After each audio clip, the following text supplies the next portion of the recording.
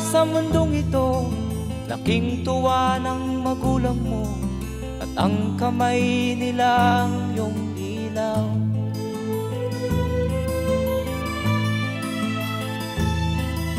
At ang nanay at tatay mo'y di malaman ang gagawin, minamasdan pati pagtulog mo.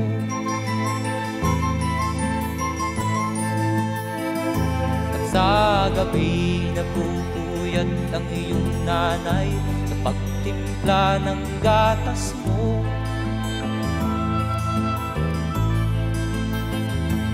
Sa umaga na may kalong ka ng iyong amang tuwang-tuwa sa'yo.